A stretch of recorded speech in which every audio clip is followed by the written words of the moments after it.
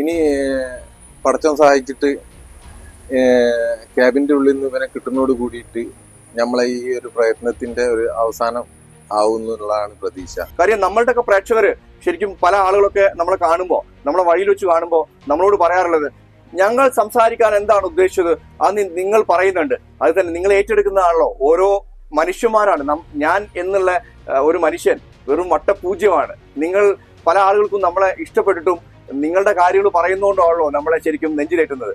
എന്തൊക്കെ പ്രതിസന്ധി ഉണ്ടായി ഈ 60 ചില്ലാനം ദിവസം കൊണ്ട്, പല പ്രതിസന്ധികളും ഉണ്ടായി. പക്ഷെ നമ്മൾ എന്താക്കി പിടിച്ചു നിന്ന്, അതുകൊണ്ട് വീണ്ടും വരാൻ കഴിയാത്ത ഡഡ്ജർ വരെ എത്തി. നമ്മൾ ഈ ചെയ്ത പ്രവൃത്തികൾക്കൊക്കെ റിസൾട്ട് ആവും.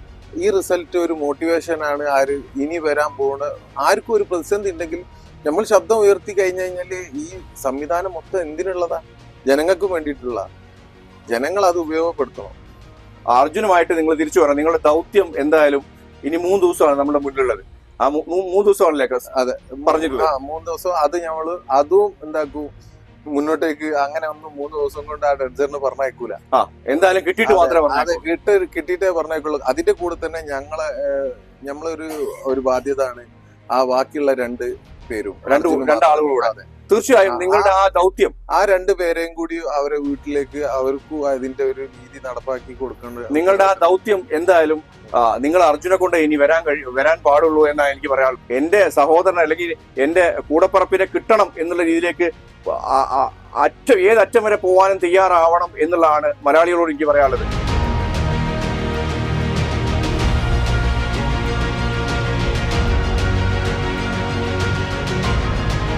നമസ്കാരം. അർജുന് വേണ്ടിയുള്ള തെരച്ചിൽ പുനരാരംഭിക്കാൻ വേണ്ടി പോവുകയാണ്. ഇന്ന് ഡഡ്ജർ കർണാടകയിലെത്തും, ഷിരൂരിലെത്തും. അപ്പോൾ അതിന്റെ മുന്നോടിയായിട്ടുള്ള കുറച്ച് പ്രവർത്തനങ്ങളൊക്കെ ഉണ്ട്. അപ്പോൾ അതൊക്കെ നടത്തിക്കൊണ്ടിരിക്കുകയാണ്. മനാഫ്കയാണ് നമ്മുടെ കൂടെ ഉള്ളത്. മനാഫ്ക, എന്താണ് ഈ സന്ദർഭത്തിൽ പറയാനുള്ളത്? 60 ചില്ലാനം ദിവസമായി ഇതുവരെ അർജുനെ കാണാതായിട്ട്. അതിന്റെ ഒരു അന്തിമഘട്ടത്തിലേക്ക് എത്തി എന്നുള്ളതാണ് തോന്നുന്നത്. നിരന്തരം പ്രയാസപ്പെട്ട് പല പല കാര്യങ്ങൾ ചെയ്തതിന്റെ അനന്തരഫലമാണ് ഇപ്പൊ ഈ ഒരു ഡഡ്ജർ എത്തുന്നത്. ഇതിനു വേണ്ടിയിട്ട് ഈ 60 ചില്ലാനം ദിവസവും ഊണും ഉറക്കില്ലാതെ ഓടി നടന്നിട്ടാണ്. ഒരുപാട് ദിവസങ്ങൾ ബാംഗ്ലൂർ ഹൈക്കോടതിയിൽ പോകേണ്ടി വന്ന്, ശിരൂരിൽ കുറെ കാലം നിന്ന്, ഫാമിലിന്റെ കൂടെ ഈ 2 മാസത്തിനിടയിൽ ആകെ കുറച്ച് ദിവസങ്ങൾ മാത്രമേ നിൽക്കാൻ കഴിഞ്ഞിട്ടുള്ളൂ. ഇത്രയും പ്രയാസപ്പെട്ടിട്ടാണ് പണവും സമയവും ഒക്കെ ചെലവായി അതിന്റെ ഒരു അന്തിമ ഘട്ടത്തിൽ എത്തിയറിയുമ്പോൾ ഒരു സന്തോഷമുണ്ട്. ഇനി അതിന്റെ ഒരു പൂർണ്ണ രൂപത്തിൽ എത്തണം എന്നുണ്ടെങ്കിൽ അർജുനെ കണ്ടെത്തണം. അത് കണ്ടെത്താൻ കഴിയും. ലോറി ഉയർത്തി ക്യാബിന്റെ ഉള്ളിൽ നിന്ന് അർജുനെ കിട്ടും എന്നുള്ളത് തന്നെയാണ് വിശ്വാസം. അതിലാണ് പ്രതീക്ഷ. തീർച്ചയായും കേരളം പോലെയല്ല കർണാടകയിൽ ഒരുപാട് കടമ്പകൾ കടക്കാനുണ്ട് അല്ലേ? കേരളത്തിലെ ഒരു കെട്ടുറപ്പൊന്നും ശരിക്കും കർണാടകയിൽ ഇല്ല. എന്തെങ്കിലും പ്രശ്നം വന്നു കഴിഞ്ഞാൽ ഒരുമിച്ച് കുറച്ച് ആളുകൾ കൂടുക എന്നുള്ള സംഭവങ്ങളില്ല അല്ലെ? ഇപ്പം ഇന്നത്തെ വിഷയം തന്നെ പറയുകയാണെങ്കിൽ, ഇന്ന് ഈ സമയത്ത് കേരള മുഖ്യമന്ത്രിനെ കാണാൻ വേണ്ടിയിട്ട് ഫൈൻഡ് അർജുൻ ആക്ഷൻ കമ്മിറ്റി പ്രവർത്തകർ ഇന്നിപ്പോ തിരുവനന്തപുരത്തുണ്ട്. അവരിപ്പം മുഖ്യമന്ത്രിന്റെ ഓഫീസിന്റെ മുഖ്യമന്ത്രിനെ കാണാൻ വേണ്ടി നിൽക്കുകയാണ്. മുഖ്യമന്ത്രിന്റെ അടുത്ത് അഭ്യർത്ഥിക്കാനുള്ളത് കേരളത്തിൽ നിന്ന് റെസ്ക്യൂ പ്രവർത്തകരും കൂടി ഇതിൽ ഉൾപ്പെടുത്തണം എന്നുള്ളതാണ്. കാരണം കർണാടകയിലെ ആ ഒത്തൊരുമ അവിടെ ഇല്ല. കാരണം അവിടെ റെസ്ക്യൂ ചെയ്യാൻ സ്വമേധയാ ഇറങ്ങി പുറപ്പെടുന്ന ആളുകളില്ല, കുറവാ. പ്രത്യേകിച്ച് ഈ ശിരൂര് വിഷയത്തിൽ കർണാടകയിൽ അങ്ങനത്തെ ഒരു ദുരന്തം നടക്കുമ്പോൾ ആരോടും സമ്മതം ചോദിക്കാതെ കേരളത്തിലുള്ള എല്ലാ ജനങ്ങളും ഇറങ്ങി പുറപ്പെടും. അതുപോലുള്ള ഒരു അറ്റ്മോസ്ഫിയർ അല്ല അവിടെ ഉള്ളത്. ഇനി പടച്ചോൻ സഹായിച്ചിട്ട് ക്യാബിൻ്റെ ഉള്ളിൽ നിന്ന് ഇവനെ കിട്ടുന്നതോട് കൂടിയിട്ട് നമ്മളെ ഈ ഒരു പ്രയത്നത്തിന്റെ ഒരു അവസാനം ആവുന്നുള്ളതാണ് പ്രതീക്ഷ. ഇതൊക്കെ ഞാൻ എന്താ പറയാ, ഈ കേരളത്തിലെ ജനങ്ങളോട് എത്ര നന്ദി പറഞ്ഞാലും മതിയാവില്ല. കേരളത്തിലെ ജനങ്ങൾ, കേരളത്തിലെ നേതാക്കന്മാര്, ഉദ്യോഗസ്ഥന്മാര് കൂട്ടായി ഈ വിഷയം ഉയർത്തിപ്പിടിച്ചത് കൊണ്ട് മാത്രമാണ് കാണാതായ എത്തിയിരിക്കുന്നത്. ഇതിൽ പ്രധാന ഒരു കാര്യം എന്താ പറഞ്ഞു കഴിഞ്ഞാൽ, ഇനിയും എന്തിനെ അർജുനെ തെരയണമെന്ന് പല ആളുകളും ചോദിക്കുന്നുണ്ട്. ഇവനെ തെരഞ്ഞിട്ട് കിട്ടിയിട്ടില്ലെങ്കിൽ ഒരിക്കലും എനിക്ക് ഞങ്ങളെ ഭാഗത്തുനിന്നുള്ള ഇൻഷുറൻസ് കിട്ടൂല. വലിയൊരു എമൗണ്ട് ഇൻഷുറൻസ് ഞങ്ങളെ ഭാഗത്തുനിന്ന് കിട്ടും. ഞങ്ങളെ ഈ മനാഫ് എപ്പോഴും പറയുന്ന ഒരു വാക്കുണ്ട്, അതായത് അർജുൻ നമ്മുടെ കുടുംബത്തിലെ അംഗമാണ്, എന്റെ ഒരു അനിയനാണ്. അപ്പോ അതിനപ്പുറത്തേക്കുള്ള ഒരു സംഭവമാണ് പറയുന്നത്. എന്തിനാണ് അർജുനെ തിരയുന്നത് എന്ന് ചോദിച്ചതിന്റെ വലിയൊരു ഉത്തരമാണ്. അതായത് ഭാരത് ബെൻസ് പോലത്തെ ഒരു വലിയൊരു വണ്ടി ഓടിക്കുന്ന സമയത്ത് അതിന് ഇൻഷുറൻസ് തുക വലിയ രീതിയിലേക്ക് വലുതായിരിക്കും. അപ്പൊ ആ ഇൻഷുറൻസ് തുക കൂടെ അവരുടെ കുടുംബത്തിന് കിട്ടട്ടെ എന്നുള്ള രീതിയിലേക്കാണ് അർജുന്റെ എന്തെങ്കിലും ഒരു ഭാഗം കിട്ടിക്കഴിഞ്ഞാൽ അത് മരണമായിട്ട് സ്ഥിരീകരിക്കുന്ന രീതി വരും. അപ്പോൾ അത്തരം രീതിയിലേക്ക് ഒരു സർട്ടിഫിക്കറ്റ് കിട്ടിയാൽ മാത്രമാണ് ശരിക്കും അർജുൻ ആ ഇൻഷുറൻസ് ക്ലെയിം കിട്ടുക. അത് 100% വേണ്ടതാണ്. ഒരു കുടുംബത്തിന്റെ ഭാഗത്ത് നിന്നിട്ട് ശരിക്കും സർക്കാർ സംവിധാനങ്ങൾക്ക് അപ്പുറത്തേക്ക് വലിയൊരു എമൗണ്ട്, ശരിക്കും വലിയൊരു തുക ശരിക്കും ഇൻഷുറൻസ് കമ്പനിയിൽ നിന്ന് കിട്ടാനുണ്ട്. അപ്പൊ അതുകൂടെ തന്നെയാണ് മനാഫ്, അതിനു വേണ്ടിയിട്ട് കൂടെയാണ് മനാഫ് ഇത്തരം ഒരു പ്രവൃത്തി ചെയ്യുന്നത്.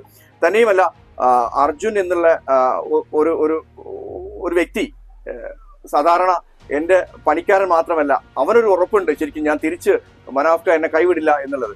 അത് തീർച്ചയായും നിറവേറ്റുക എന്നുള്ളതിന്റെ അപ്പുറത്തേക്ക് ഞാൻ ഒരു കാര്യം ചോദിക്കാം. പെരുമണ്ണുള്ള അബ്ദുൾ റസാഖിന് അറിയോ? അറിയാം, ഇന്ന് കണ്ട് വീഡിയോ കണ്ട്. എന്താണ് അബ്ദുൾ റസാഖുമായിട്ട് നിങ്ങളുടെ ബന്ധം? അബ്ദുൾ റസാഖ എന്ന് പറയുന്നത് ഇതിന് മുമ്പേ ഞങ്ങളെ മരം വാങ്ങുന്ന ആളായിരുന്നു. ഫർണിച്ചറിന്റെ യൂണിറ്റ് ആണ് അവർക്ക്. ഫർണിച്ചർ വാങ്ങുന്ന പരിപാടിയാണ് റസാഖാക്ക്. ഭയങ്കര വലിയ ബിസിനസ്സുകാരനായിരുന്നു, കോടീശ്വരനായിരുന്നു.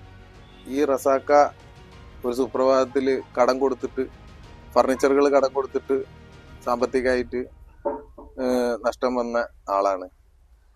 പിന്നീട് ഞാൻ ആളെ പറ്റി അന്വേഷിച്ചില്ലേനു. ഞങ്ങൾ പിന്നെ ഹോൾസെയിൽ, ഫാദറിന്റെ മരണത്തോടു കൂടി ഹോൾസെയിൽ കച്ചവടം കുറഞ്ഞോട് കൂടിയിട്ട് ഞാൻ പിന്നെ അദ്ദേഹത്തെ പറ്റി അറിയില്ലേനു. യാദൃശികമായിട്ട് പെരുമണ്ണ എന്ന സ്ഥലത്ത് ഒരു സ്ഥലം വാങ്ങാൻ വേണ്ടി ഞാൻ വന്ന ഫർണിച്ചർ യൂണിറ്റ്. ഈ ഫർണിച്ചർ യൂണിറ്റ് തുടങ്ങാൻ വേണ്ടിയിട്ട് ആ സ്ഥലം പോയി അന്വേഷിച്ച് പോയി എത്തിപ്പെട്ടത് എനിക്ക് ഇഷ്ടപ്പെട്ടിട്ടില്ല. ആ സ്ഥലം നമ്മൾ ഫർണിച്ചർ യൂണിറ്റിന് പറ്റിയ സ്ഥലമല്ലേ. പക്ഷെ ആ സ്ഥലം പോയി നോക്കി അതിന്റെ ഓണറായിട്ട് വെറുതെ ഒന്ന് സംസാരിച്ച ആളാന്ന് ബ്രോക്കർമാർ പറഞ്ഞത് കാരണം ഞാൻ സംസാരിക്കാൻ ശ്രമിച്ചപ്പോൾ വന്ന് നോക്കുമ്പോൾ റസാഖ എനിക്ക് പരിചയം, കാരണം ആ കോലായിപ്പോയി ആള്. ആദ്യം കണ്ട സമയത്ത് 2003, 2004, 2005 ആ കാലഘട്ടത്തിലൊക്കെ ഉണ്ടായിന് മുഖമേ അല്ല. ആളാകെ അവശനായി ക്ഷീണിതനായി പോയിരിക്കുന്നു. എനിക്കിഷ്ടമല്ലേ ഇനി ആ സ്ഥലം. പക്ഷെ എന്താ പറഞ്ഞു കഴിഞ്ഞാൽ അയാളെ സാമ്പത്തിക സ്ഥിതി എന്ന് പറഞ്ഞു കഴിഞ്ഞാൽ വളരെ ബാങ്ക് ജപ്തി.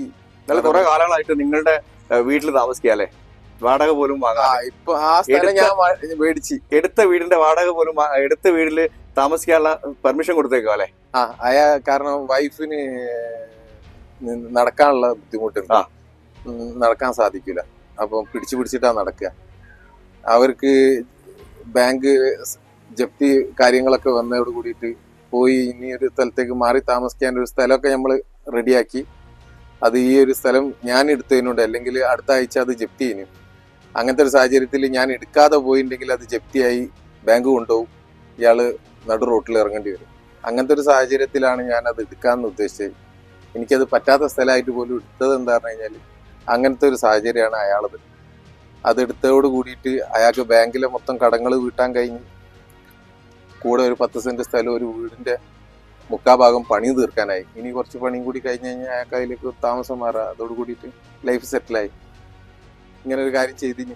അതെ, ഞാനത് ശരിക്കും പ്രേക്ഷകരുമില്ല അത്തരം ഒരു സ്റ്റോറി കൊണ്ടുവരാൻ കാരണം മനാഫ് എന്തിനാണ് അർജുനെ തിരയുന്നത് എന്നുള്ളതിന് സത്യാവസ്ഥ ശരിക്കും കൊണ്ടുവരണമല്ലോ. നമ്മളൊക്കെ പലപ്പോഴും സ്റ്റോറി കൊണ്ടുവരുന്ന സ്ഥിതിക്ക് സ്റ്റോറി സത്യാവസ്ഥ ഉള്ളതാവണം എന്നുള്ള ഒരു വിശ്വാസം നമുക്കുണ്ട്.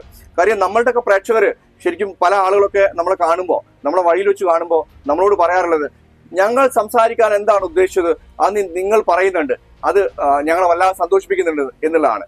തീർച്ചയായും പ്രേക്ഷകരോട് പറയാണ്, അത് തന്നെയാണ് ഞങ്ങളുടെ വിജയം. അത് തന്നെ നിങ്ങൾ ഏറ്റെടുക്കുന്നതാണല്ലോ. ഓരോ മനുഷ്യന്മാരാണ് ഞാൻ എന്നുള്ള ഒരു മനുഷ്യൻ വെറും വട്ടപൂജ്യമാണ്. നിങ്ങൾ പല ആളുകൾക്കും നമ്മളെ ഇഷ്ടപ്പെട്ടിട്ടും നിങ്ങളുടെ കാര്യങ്ങൾ പറയുന്നതുകൊണ്ടാണല്ലോ നമ്മളെ ശരിക്കും നെഞ്ചിലേറ്റുന്നത്. അത് ശരിക്കും എനിക്ക് പറയാതിരിക്കാൻ വയ്യ. പല സ്ഥലത്തു നിന്നൊക്കെ കാണുമ്പോൾ, എന്നെ കാണുമ്പോഴൊക്കെ വല്ലാത്ത രീതിയിലേക്ക് വല്ലാത്ത ഇഷ്ടങ്ങളാണ്. ഇപ്പൊ മനാഫ്ക്കൊക്കെ ഒരുപാട് ആളുകൾ സോഷ്യൽ മീഡിയയിൽ സപ്പോർട്ടായിട്ട് വരുന്നുണ്ട്. പക്ഷെ ഒരു മനുഷ്യൻ കിടന്ന് വിഷമിക്കുന്ന സമയത്ത് നിങ്ങൾ എത്രത്തോളം വേദനിപ്പിച്ചു ശരിക്കും? ഈ നിങ്ങളെ കള്ളക്കടത്തുകാരനാക്കിയപ്പോഴും മറ്റുള്ള സംഭവങ്ങളൊക്കെ എത്രത്തോളം വിഷമിച്ചു? അല്ല, ആ ചാനലുകളിൽ കയറിയാൽ തന്നെ അറിയാം ആ ചാനലിന്റെ സ്വഭാവം എന്താന്നുള്ളത് എല്ലാവർക്കും കണ്ടാൽ അറിയാം. പക്ഷെ അതും ആസ്വദിക്കാൻ കുറെ പ്രേക്ഷകർ ഉണ്ടായതുകൊണ്ടാണല്ലോ ഇവരൊക്കെ കഞ്ഞി കുടിച്ചു പോകുന്നത്. ശരിക്ക് മാധ്യമധർമ്മം എന്ന് പറയുന്നത് സത്യങ്ങൾ വിളിച്ചു പറയാ, ആരും വിഷമിപ്പിക്കരുത് എന്നൊക്കെയാണ് ഞാൻ ഉദ്ദേശിക്കുന്നത്. അതാവണം എന്നാണ് വിചാരിക്കുന്നത്. പക്ഷെ എന്താ പറഞ്ഞു കഴിഞ്ഞാല് ഞാൻ ഏതോ ഒരു ആൾക്കും വേണ്ടിയിട്ട് ഒരു പാവത്തിനും വേണ്ടിയിട്ട് ശബ്ദം ഉയർത്തി അതിനെതിരെ പ്രതികരിച്ച് ഈ രൂപത്തിൽ പോണത് എന്തുകൊണ്ട് മറ്റുള്ളവർക്ക് ഇഷ്ടപ്പെടുന്നില്ല എന്നുള്ളത് മനസ്സിലാവില്ല. പക്ഷെ നമ്മൾ എന്താ ചെയ്യേണ്ടത് പറഞ്ഞു കഴിഞ്ഞാൽ ഇതിന്റെ കൂടെ നിന്ന് കൊടുക്കുക എന്നാണ് ശരിക്കും ചെയ്യേണ്ടത്. കേരളത്തിലുള്ള ഒരുവിധ ആളുകളൊക്കെ ഞങ്ങളെ കൂടെ നിന്ന് തന്നു ഈ വിഷയത്തിൽ. ഇന്ന് ഇപ്പൊ കേരളത്തിൽ എവിടെ പോയി കഴിയുമ്പോഴും എനിക്കത് ഫീൽ ചെയ്യുന്നുണ്ട്. ഞാൻ മനയാന്ന് ബാംഗ്ലൂരിൽ നിന്ന് വന്നിട്ട് ഒരു ഓട്ടോയിൽ കയറി. ഓട്ടോക്കാരൻ എന്നോട് ഒരു അക്ഷരം മിണ്ടിയില്ല. വീട്ടിൽ ഓട്ടോ ഇറങ്ങുമ്പോൾ അയാൾ പൈസ വാങ്ങില്ല. ഞാൻ ചോദിച്ചപ്പോൾ പറഞ്ഞു, മനാഫ്ക്കല്ലേ പൈസ വേണ്ട, നമ്മളെ വണ്ടി കയറിയല്ലോ. അപ്പോൾ അതൊക്കെ ആലോചിക്കുമ്പോൾ നിഷ്കളങ്കന്മാരായ ഒരുപാട് ആളുകളുണ്ട്. അതിൻ്റെ ഇടയിൽ ഇങ്ങനത്തെ കുറച്ച് എന്താ പറയുക, സോഷ്യൽ മീഡിയ ശരിക്കും ജനങ്ങൾ മൊത്തം ശ്രദ്ധിക്കണം. മെയിൻ സ്ട്രീം ചാനലുകൾ അല്ലാതെ സാധാരണക്കാരൻ്റെ മറ്റ് ദൈനംദിന പ്രശ്നങ്ങളിലൊക്കെ ഇടപെടുന്ന യൂട്യൂബ് ചാനലുകളാണ്. അപ്പൊ ഇങ്ങനത്തെ ഒരു സമയത്ത് ഇതിനൊരു എന്താ പറഞ്ഞു കഴിഞ്ഞാൽ ഒരു ട്രസ്റ്റ്, നിങ്ങളെ വാർത്തകൾക്ക് ഒരു വിശ്വാസ്യത ഉണ്ടാക്കിയെടുക്കേണ്ടത് നിങ്ങളെ ഉത്തരവാദിത്തമാണ്. അത് നിങ്ങളെ ചാനലിന് അത് കൃത്യമായിട്ടുണ്ട്. അല്ല, നമ്മുടെ ചാനൽ എന്ന് പറയുമ്പോൾ നമുക്ക് ശരിക്കും സത്യാവസ്ഥ എന്താണ്, നമ്മൾ ചെയ്യുന്ന ഓരോ വാർത്തകളും സത്യസന്ധമായിരിക്കണം എന്നുള്ള ഉറപ്പ് നമുക്കുണ്ട്. കാര്യം 100 വാർത്ത ചെയ്താൽ 100 വാർത്തയും 100% സത്യസന്ധത എന്ന് നമുക്ക് അവകാശപ്പെടാൻ കഴിയില്ല. പല മേഖലയിൽ നമുക്ക് കയറി ഇറങ്ങാൻ ബുദ്ധിമുട്ടുണ്ടാവും. പക്ഷെ ചെയ്യുന്നതൊക്കെ സത്യസന്ധമായിരിക്കണം എന്നുള്ള വല്ലാത്ത രീതിയിലേക്കുള്ള ഒരു മനസ്സ് നമുക്കുണ്ട്. കാര്യം അത് നമ്മൾ ശരിക്കും സൂക്ഷിച്ച് ചെയ്യേണ്ട കാര്യം തന്നെയാണ്. മനാഫ് ശരിക്കും എന്തിനാണ് അർജുനെ തിരയുന്നത്, അത് കള്ളലോറിയാണ്, കള്ളത്തടിയാണ് എന്നൊക്കെ പറയുന്ന സ്ഥിതിക്ക് ശരിക്കും മനാഫ് എന്താണെന്നുള്ളത് കൊണ്ടുവരേണ്ട ഒരു ബാധ്യത നമുക്കുണ്ട്. കാര്യം നമ്മൾ സ്റ്റോറി ചെയ്യുമ്പം ടെഡ്ജറിന്റെ സ്റ്റോറി ചെയ്തപ്പോൾ ടെഡ്ജർ അദ്ദേഹത്തിന്റെ കയ്യിലില്ല എന്ന് പറഞ്ഞ് കുറെ ആളുകൾ വിളിച്ചു പറഞ്ഞു. ആ ടെഡ്ജറിന്റെ സ്റ്റോറി കൊണ്ടുവന്നപ്പോഴാണ് പല ആളുകൾക്കും ഇത് ഉണ്ട് എന്നുള്ളത് മനസ്സിലായത്. കാര്യം അദ്ദേഹം തന്നെ പറയുന്നുണ്ട്, വേങ്ങരക്കാർക്ക് ആർക്കും ഈ ടെഡ്ജർ എന്താണെന്നുള്ള അറിയില്ല എന്നത്. അത് ശരിക്കും എടുത്തു പറയേണ്ട വിഷയം. ടെഡ്ജർ എന്ന് പറയുന്നത് ലോറിയല്ല, അത്രയും വലിയൊരു സാധനം വീട്ടിൽ കൊണ്ട് പാർക്ക് ചെയ്യാൻ കഴിയില്ല. അപ്പൊ അദ്ദേഹത്തിന്റെ കയ്യിൽ ആ ടെഡ്ജർ ഉണ്ടോ എന്നുള്ളത് അറിയില്ല. അപ്പോൾ ശരിക്കും അത്തരം സംഭവങ്ങൾ പലർക്കും സംശയങ്ങൾ ഉണ്ടാവാം. പക്ഷെ വേദനിപ്പിക്കുന്ന രീതിയിലേക്ക്, ഒരു മനുഷ്യനെ വേദനിപ്പിക്കുന്ന രീതിയിലേക്ക്, അദ്ദേഹത്തിന്റെ കുടുംബങ്ങൾ തകർക്കുന്ന രീതിയിലേക്ക്, അത്തരം രീതിയിലേക്കുള്ള വാർത്തകളൊക്കെ ശരിക്കും തെറ്റിദ്ധാരണ പരത്തുന്ന സംഭവം തന്നെയാണ്. അതിന്റെ ബാക്കിലുള്ള ലാഭം എന്താണെന്നുള്ളത് നമുക്കറിയില്ല. നമ്മളൊക്കെ ശരിക്കും ഓരോ വാർത്ത ചെയ്യുമ്പോൾ അതിന് സത്യാവസ്ഥ കൊണ്ടുവരുന്നുണ്ട്. അതിനപ്പുറത്തേക്ക് ഓരോ ലെവലിലേക്കും നമ്മൾ ആക്രമിക്കുന്ന രീതിയിലേക്കൊക്കെ പോകുന്ന ഒരു സംഭവം പലപ്പോഴും ഉണ്ടായിട്ടുണ്ട്. കാര്യം ആവശ്യമില്ലാതെ കുറെ ആളുകളെ ബുദ്ധിമുട്ടിക്കുക, വേദനിപ്പിക്കുക എന്നുള്ളത് ചില ആളുകളുടെ ഒരു രസമാണ്, സുഖമാണ്, അല്ലേ? അത് ശരിക്കും സുഖമാണ്. ശരിക്കും നിങ്ങളുടെ പേരിൽ അത്രയും വാർത്തകൾ ചെയ്തപ്പോൾ നിങ്ങൾക്ക് ഒരു മാനസികമായിട്ടുള്ള ടെൻഷൻ ഉണ്ടായല്ലോ, അല്ലേ? ഞാൻ സാധാരണക്കാരനല്ലേ, എനിക്ക് എന്തായാലും ഉണ്ടാവുമല്ലോ. ഞാൻ മറ്റുള്ള ഇതിന്റെ മുമ്പേ ഒരു ചാനലിലും അങ്ങനെ ഇതായില്ല. ഈ അർജുന്റെ വിഷയത്തിലോട് കൂടിയിട്ടാണ് ഞങ്ങൾക്ക് ഇതിന്റെ മുന്നിലേക്ക് വരേണ്ടി വന്നത്. ഇനി ഇവിടുന്ന് അങ്ങോട്ട് അർജുന് കിട്ടിക്കഴിഞ്ഞാലും പിന്നെ ഈ ഒരു ചാനലിന്റെ മുന്നിലേക്കും വരാൻ ആഗ്രഹിക്കണമില്ല. ജീവിതം അർജുന് കിട്ടുക എന്നുള്ളതാണ് അത്രേ ഉള്ളൂ. ആ കിട്ടലിന്റെ ഇടയിൽ എന്താ പറഞ്ഞു കഴിഞ്ഞാല് ഇങ്ങനെയുള്ള ഓരോ കുറ്റപ്പെടുത്തലുകളൊക്കെ ഉണ്ടാവുമ്പോ അതേതായാലും ഇപ്പൊ ഉണ്ടായി, ഞാൻ കേസ് കൊടുത്തിക്കണ്. പക്ഷെ ഇനിയെങ്കിലും ഇനിയൊരു ദുരന്തം ആരെങ്കിലും ഉണ്ടാകുമ്പോ ഇതേപോലെ ഇത്തരം രീതിയിലേക്ക് ആരെങ്കിലും വൃത്തികെട്ട ജന്മങ്ങൾ വന്ന് അതിന്റെ ഇടയിൽ പോയി മുതലെടുക്കരുത്, അല്ലെ? വെറും പ്രേക്ഷകർക്ക് വേണ്ടി മാത്രം, കാഴ്ചക്കാർക്ക് വേണ്ടി മാത്രം മുതലെടുക്കരുത് എന്നാണ് പറയുന്നത്. അതെ, തീർച്ചയായിട്ടും ഒരിക്കലും നിൽക്കരുത് ഇങ്ങനത്തെ കാര്യങ്ങൾക്കൊന്നും. കഴിയണതും എന്താ പറഞ്ഞു കഴിഞ്ഞാൽ ഉപദ്രവിക്കാതെ മുന്നോട്ട് പോകാൻ നോക്കുക. തീർച്ചയായും അർജുന് വേണ്ടിയിട്ട് എപ്പോഴും സംസാരിക്കുന്ന വിഷയത്തില് മനാഫ് പറയുന്നുണ്ട് അവനക്കൊരു വിശ്വാസമുണ്ട്. അപ്പൊ ആ വിശ്വാസം എന്തായാലും എന്താണ് പറയാ, ഇപ്പോ ശരിക്കും കർണാടകയിൽ അതിനെ തെരച്ചു നടക്കാൻ വേണ്ടി പോവാണ്. വലിയ വിശ്വാസത്തിലാണ് നിങ്ങളുള്ളത്. നിങ്ങൾ പറഞ്ഞ പോലെ തന്നെ അവൻ ജോലിക്ക് പോകുമ്പോ അവൻ എന്റെ കുടുംബത്തിലെ അംഗമാണ്, അല്ലേ? അതെ. പലപ്പോഴും വീട്ടിലിരുന്നാണ്, മക്കളുടെ കൂടെ ഇരുന്നാണ് കണക്ക് കൂട്ടാറ്. മക്കൾക്ക് മിഠായി വാങ്ങി കൊടുത്തിട്ടാണ് അത്രയും മക്കളോട് കളിക്കാറ്, അല്ലെ? ആ ഒരു രീതിയിലേക്കുള്ള അവനെ തിരിച്ചു കൊണ്ടുവരാൻ കഴിയും എന്നുള്ള വിശ്വാസത്തിൽ തന്നെയാണ് മനാഫ്ക ഇന്നിവിടെ നിൽക്കുന്നത്. കാര്യം എല്ലാ സജ്ജീകരണങ്ങളും ഒരുമിച്ച് വന്നിരിക്കുന്നു. കേരളവും കർണാടകയും ഒരുമിച്ചായിരിക്കുന്നു. ഒരുമിച്ച് ഇതിന്റെ പ്രവർത്തന നോട്ടം വഹിക്കുന്നു എന്നുള്ളത് വലിയ പ്രത്യേകതയുള്ള വിഷയം തന്നെയാണ്. ഇപ്പൊ വെക്കേഷനാണ്, ഓണം വെക്കേഷനാണ്. സാധാരണ എന്റെ കുട്ടികളെ ഞാൻ എപ്പോഴും പുറത്തു കൊണ്ടുപോകണതാ ടൂറ്. ഇപ്രാവശ്യം എന്റെ കുട്ടികൾ ആരും ഞാൻ ഈ ഒരു പ്രയാസത്തിലാണെന്ന് ഒറ്റ വാക്ക് പറഞ്ഞിട്ടുള്ളൂ. എന്നോട് ചെറിയ കുട്ടികളാ പറയുമ്പോ അവർക്ക് വരെ കാര്യം പറഞ്ഞാൽ മനസ്സിലാവുന്നുണ്ട്.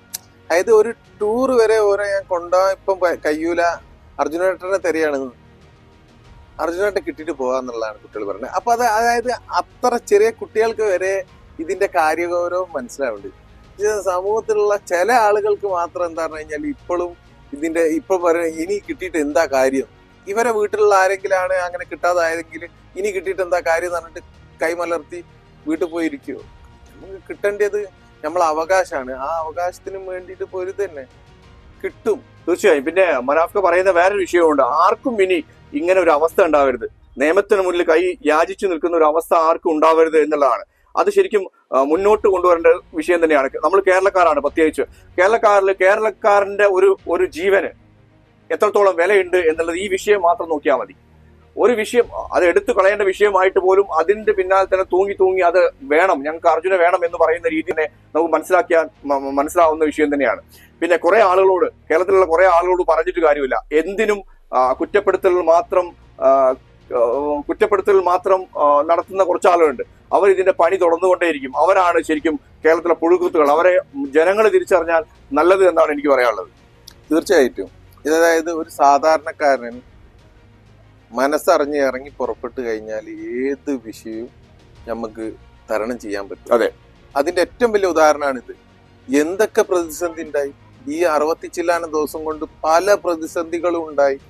പക്ഷെ നമ്മൾ എന്താക്കി പിടിച്ചു നിന്ന്, അതുകൊണ്ട് വീണ്ടും വരാൻ കഴിയാത്ത ഡർജർ വരെ എത്തി.